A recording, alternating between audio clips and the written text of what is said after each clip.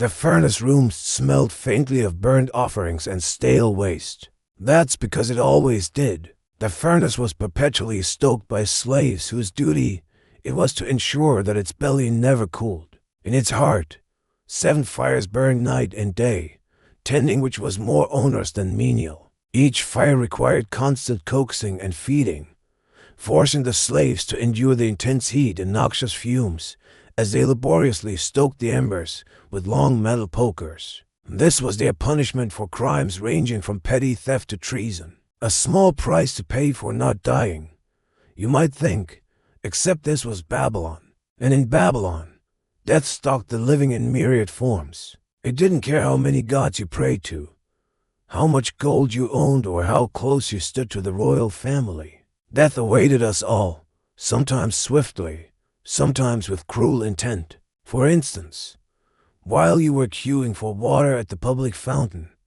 an overzealous soldier could end your life simply because he liked the way you walked or the way you smelled.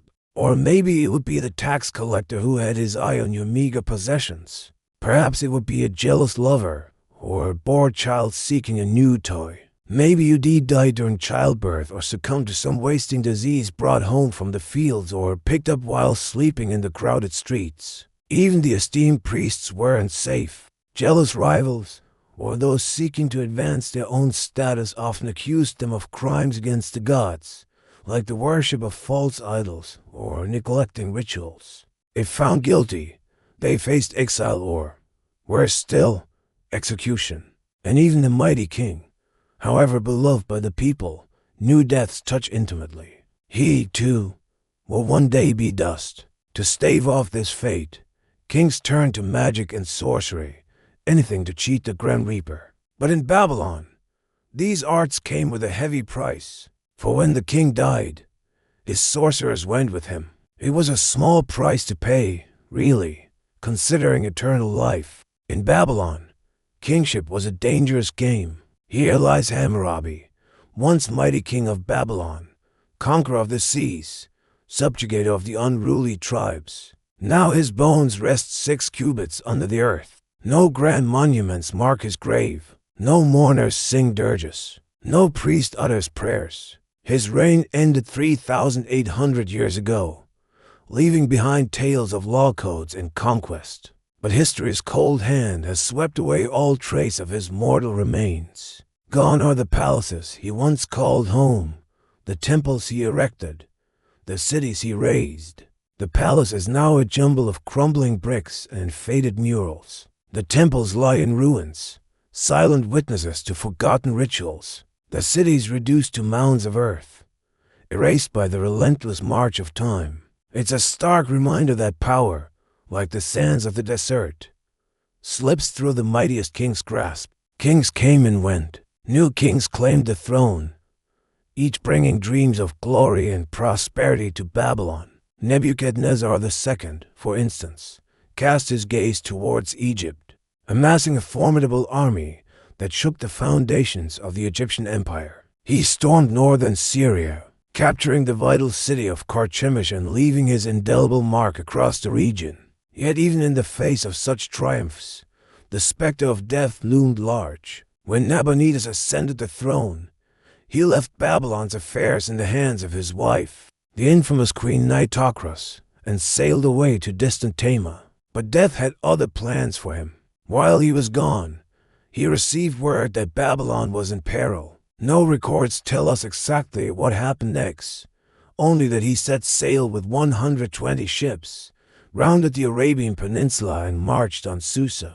What followed is unknown, but the tale ends with Nabonidus dragged in chains before Cyrus the Great, his empire shattered, his future uncertain. We find ourselves in the bustling marketplace of ancient Babylon.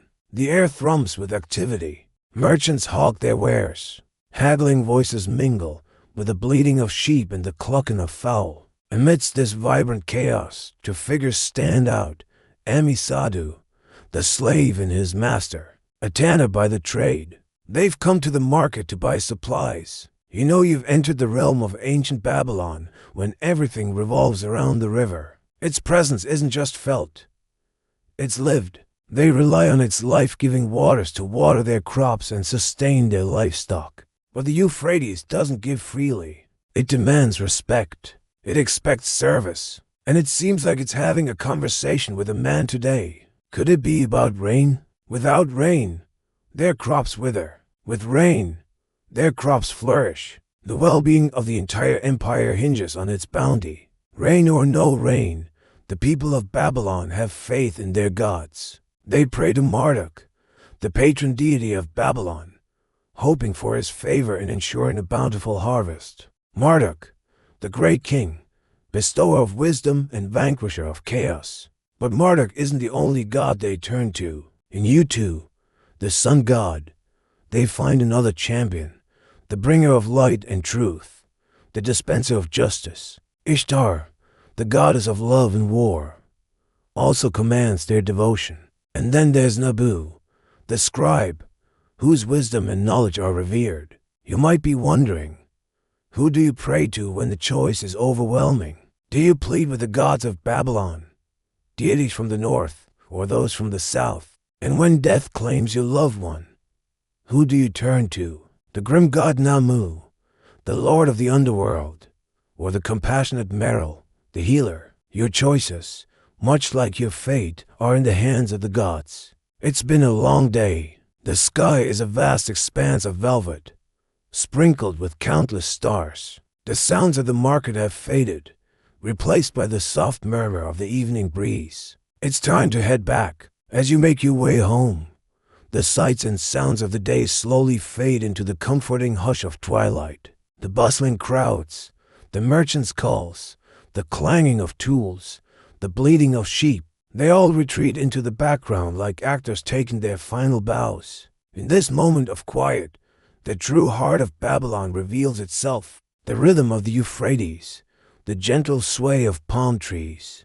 the soft murmur of prayers rising to the heavens. It's a Babylon stripped bare of its clamor and chaos, leaving behind a serene landscape that mirrors the stillness within. Just as the day yielded to night, so does the clamor of the market yield to the quiet embrace of evening. And in this transition, Babylon reveals its soul, a tapestry woven with threads of faith, resilience, and the unwavering spirit of humanity. Our story begins with a murder most foul. Imagine waking up early, the sun barely a whisper over the horizon, and finding your father slain in his shop. The killer, none other than your own brother, driven by jealousy and ambition. Naturally, you flee, escaping to the sanctuary of the great city of Babylon. Here, amidst its towering walls, you hope to rebuild your life. But Babylon has its own rhythm, its own harsh realities. To survive here, you must navigate a labyrinth of rules, customs, and laws. And like a true daughter of Babylon, you rise to the challenge. You take your father's place in the shop, learning the intricacies of selling perfume and incense. And who could have guessed it? You excel. Your talent catches the eye of the royal family. And before you know it, you're whisked away from the bustling marketplace to the opulent palace. There, amidst the luxury and intrigue, you become the perfumer to the queen. But fate, it seems, has a wicked sense of humor. Your brother, the very person you fled, now holds a prestigious position in the royal court as the treasurer. Talk about irony. Every morning you wake up before the sun, your heart pounding a wild tattoo against your ribs. It's a ritual you dread, yet can't avoid. Why? Because your brother, with his calculating eyes and envious heart, has made it his personal vendetta to make your life a misery. He torments you, testing your resolve, hoping to break you. But you, the humble daughter of a perfume seller, stand firm. You refuse to back down. And so the battle lines are drawn in the great city of Babylon. It's a clash of wills, a game of cat and mouse. And as the drama unfolds, the heart of Babylon throbs with anticipation. Who will win? You, the talented perfumer, or your brother, the conniving treasurer?